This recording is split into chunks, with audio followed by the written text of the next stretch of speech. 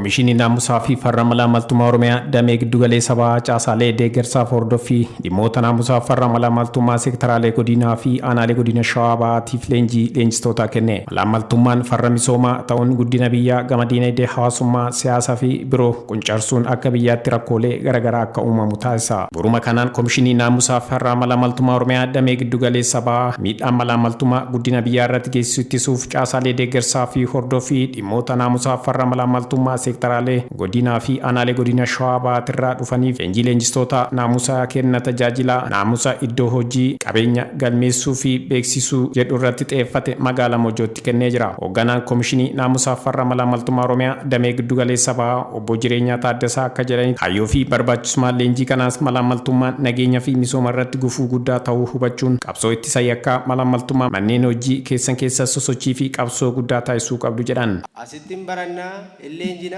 deebinee immoo leenjifne jechaadha. Kanaaf namni leenjisuudhaaf deebi'u immoo waa qabaachuu qaba jechaadha. Kanaaf isinillee deebitanii waan asitti hubattan waan xiqqoosa ta'u guddaasa ta'u deebitanii laattu waan ta'eef gamanumaan yaadannoo qabattanii gamanumaan xiyyeeffannoodhaan hordofuun gaarii ta'ee yaada. Malaamaltummaa yeroodhaa gara yerootti dabalaa jiraachuu qorannoo gaggeeffame akka mul'isu eeruun leenjiin kennamu kanarraa barnoota fudhachuun manneen hojii keessatti hojjettootaaf barnoota kennuu danda'uu qabdu jedhan. Barreeffamni leenjii mata dureewwan hooggansii fi hojjettoonni qabeenya waggaa waggaan galmeessuu naamusa kenna tajaajila abbaa dhimmaaf manneen hojii mootummaa keessatti kennamu naamusa iddoo hojii qabeenya beeksisuu fi galmeessuu itti quufinsa maamilaa fi fedhii qaban guutuu dhabuun walqabatee rakkoolee al naamusummaa jiran kana maqsaa deemuun murteessaa ta'uu ibsameera. Muudamtoonni filatamtoonni hojjettoonni manneen hojii mootummaa sadarkaa magaalota godinaalee fi aanaalee karaa mosaajii harawaatiin hojjettoonni mootummaa filatamtoonni muudamtoonni qabeenya isaanii beeksisuun galmeessaa jiraachuu ibsuun qabeenya osoo hin galmeessiin hafe labsii bu'uura 169/2003 seeraan kan himachiisu ta'uu ibsameera. Hirmaattonni leenjichaa irratti hirmaatan tokko yaada fi gaafii qaban kaasuun akka jedhanitti leenjiin hubannoo cimsu kennamuusaa gaarii ta'e osoo jiru malaamaltummaa ittisuuf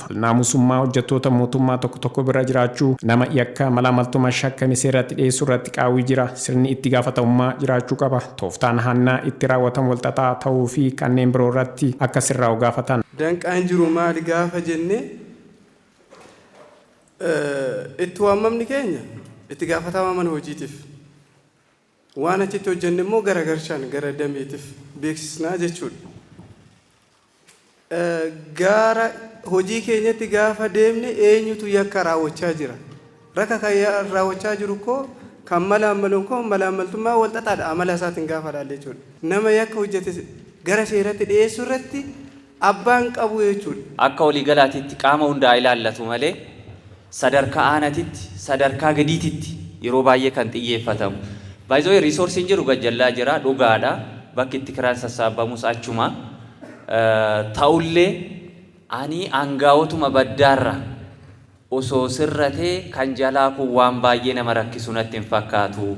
Qabeenyi galmaa'ee sana hambiraas galmaa'ee bu'aan inni buuse maalinni qoratamee jiraayi. Qindeessaan hordoffii naamusa godina Shawaa Bahaa obbo Habtaamuu Imaanaa akka jedhanitti malaamaltummaa miidhaa guddaa biyya irratti qaqqabsiisuu olaanaa ta'uu hubachuun qabsoo farra malaamaltummaa irratti taasifamu cimee akka fufuuf leenjiin hubannoo cimsu itti fufiinsaan kennu murteessaa ta'uu ibsan.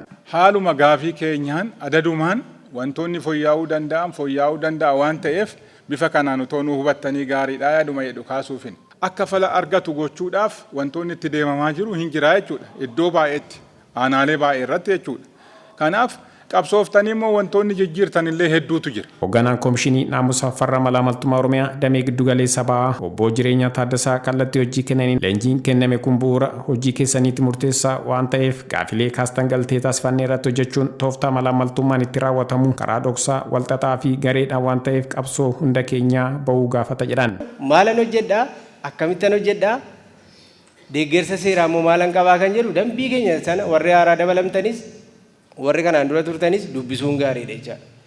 Nuti warra taa'ee eegu yookaan warra taa'ee nama eegutu hin ta'in walitti siqeenyaan hojjechuudha kan qabnu gahee hojii keenyaa beekuudha kan qabnu hoogganaallee teenyee utuu hin ta'in gorsaasa ta'uu qabna. Inumaayyuu wanti isin beekuu qabdan namni yeroo callisee taa'u baay'isee namillee nu madaala jechaadha. Iftoomnaaf itti gaafatamummaa kunoo abbaan manaa fi haati manaa miindaa walii hin beekani garuu immoo hojjetaan mootummaa waan dhossuun qabu ifaa bilisaan qabeenyaa beeksisee kan jiru. Inni lammaffaani galtee qorannaa yakkaataa jecha